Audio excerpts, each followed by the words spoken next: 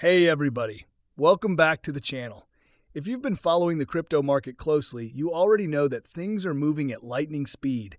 Projects rise, narratives shift, and the hype cycles can feel overwhelming. But every once in a while, a project comes along that makes you stop and pay real attention. Today, we're going to dive deep into one of those projects, Kaspa. Now, this isn't going to be your typical surface level update.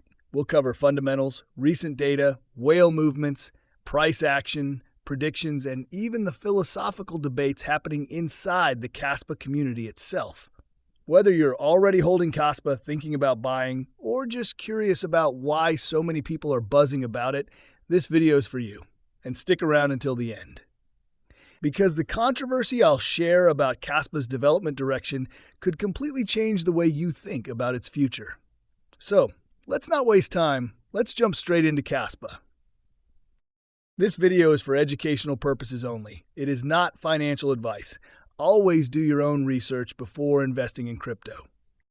Kaspa is one of those projects that, despite having extremely strong fundamentals, still gets underestimated by a lot of people in the broader crypto space. According to analysts like Mambo Coins, retail investors often get involved at the wrong time. They tend to chase pumps rather than accumulate during the quiet phases. And honestly, who hasn't been there? You discover a project late, realize the price has already moved up massively, and suddenly wish you had a time machine to go back to when nobody was talking about it. But here's the truth. In crypto, missing the exact bottom doesn't mean you've missed the boat entirely. The key strategy serious players use is dollar cost averaging, DCA. Instead of waiting for miracles, they steadily build positions over time. Kaspa isn't some short-term meme coin or a pump-and-dump scheme. It's a project with real technological depth and a vision that screams long-term staying power.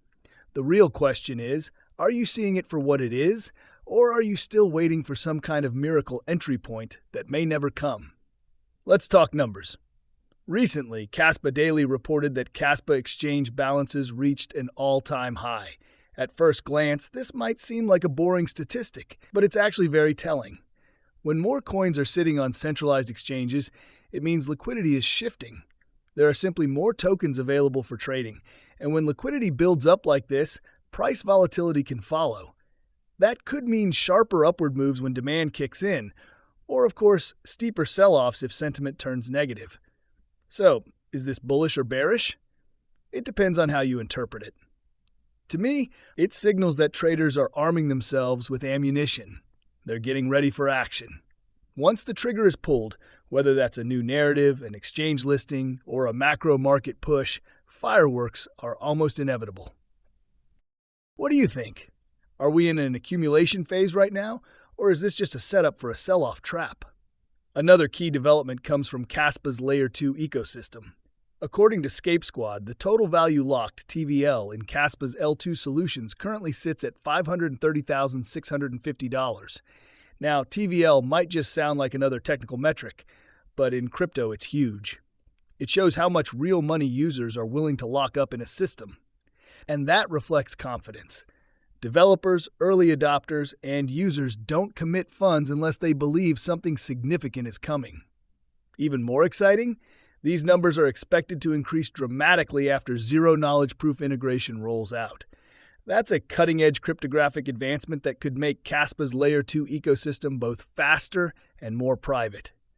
To me, that screams bullish, because when builders are locking up value and users are experimenting with new features, they're essentially voting with their wallets. They're signaling belief in the future of the network. Do you see this TVL growth as a clear bullish sign, or are you skeptical about Layer 2s in general?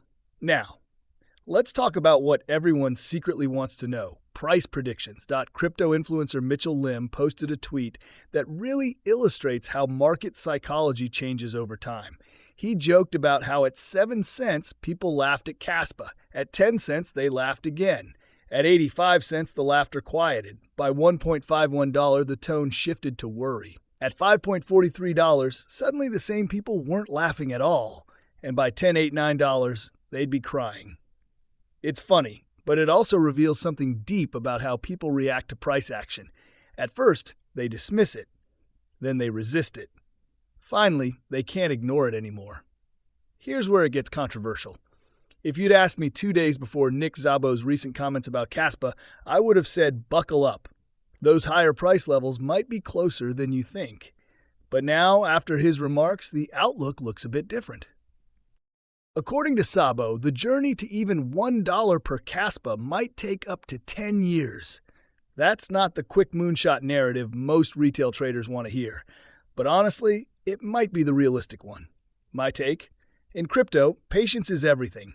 Quick gains happen, but building generational wealth usually requires conviction through long timelines. Do you have the patience to hold Kaspa for a decade, if that's what it takes? Or are you chasing faster returns elsewhere? Here's something you don't want to ignore: whale activity. Kaspa Daily reported that the 8th largest Kaspa wallet just added 4.8 million Kaspa, moving funds from Kraken into self-custody. This is significant because whales don't buy millions of tokens for no reason. They're making a long-term bet, and historically, following whales often pays off. So the question is, are you watching whale wallets and aligning with smart money, or are you betting that retail traders somehow have better instincts? Kaspa's current market cap is around $3 billion.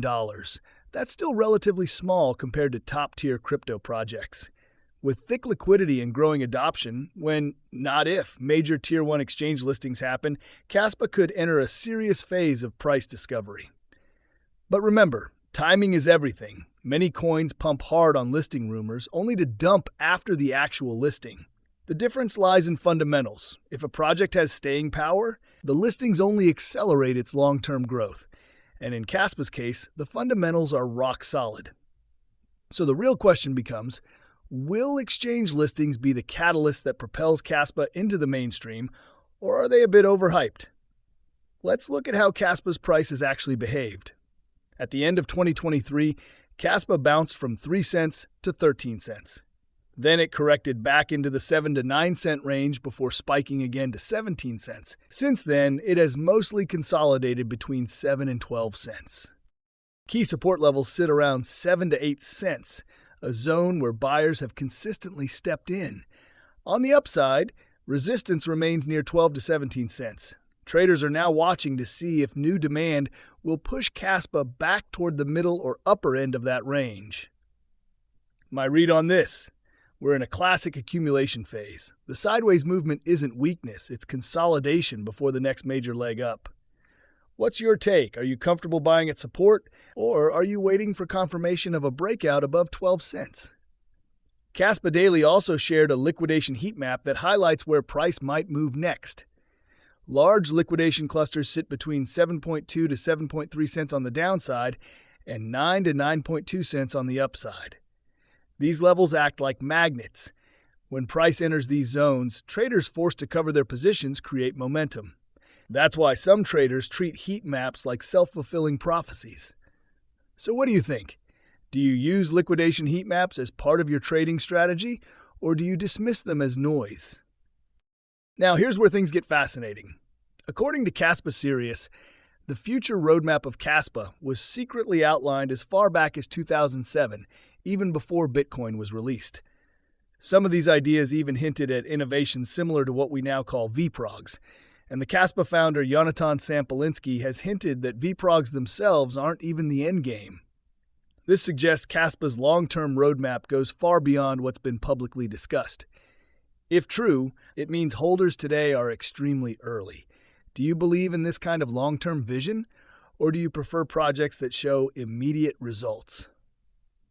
Finally, let's get to the controversy. Uncle Stefan recently called on the Kaspa community to clarify some big questions. When will Kaspa Layer 2s be fully permissionless? Will Node software be open source from the start? How can trust minimization be guaranteed over marketing hype? Here's the twist. Yonatan Sampolinski, Kaspa's founder, responded in a way that shocked many. He said he knows little to nothing about why Kaspa Layer 2s are being built, and frankly, he doesn't see them as a valuable direction. In fact, he called L2 development an unwise path, warning it could repeat Ethereum's mistakes by creating fragmentation and weakening the network effect. This sparked heated debate. Some argued that Layer 2s are essential for scaling. Others agreed with Jonathan that Kaspa should focus on strengthening the base layer instead of fragmenting into side chains. Chad Ballantyne added his voice, saying we need to be patient and trust the Kaspa core team. According to him, Kaspa isn't just building another blockchain, it's working on a completely new settlement standard designed for real-world adoption. This philosophical difference is what truly separates Kaspa from other projects. Most follow the crowd. Kaspa is carving its own path. So here's the big question. Do you agree with Jonathan's vision of focusing purely on the base layer, or do you think Kaspa needs Layer 2s to compete in the modern crypto landscape? To wrap this up, Kaspa is a project that continues to surprise. Exchange balances are at record highs, TVL is growing, whales are accumulating. The technical chart suggests consolidation before a move. And the internal debates about Layer 2s versus the base layer show that this isn't just a coin. It's a living, evolving ecosystem with real intellectual depth. Yes, there are risks. Yes, the timelines may be longer than impatient traders want. But if you zoom out, Kaspa is shaping up to be one of the most intriguing long-term plays in crypto. So I'll leave you with this. Are you patient enough to ride out the noise? Or are you just here for quick flips? Because in my view, Kaspa isn't just another project. It's a vision for the future of decentralized settlement. Thanks for watching. Like the video, drop your thoughts in the comments, and hit subscribe if you want more real-time updates, moves, market trends, and hidden gems.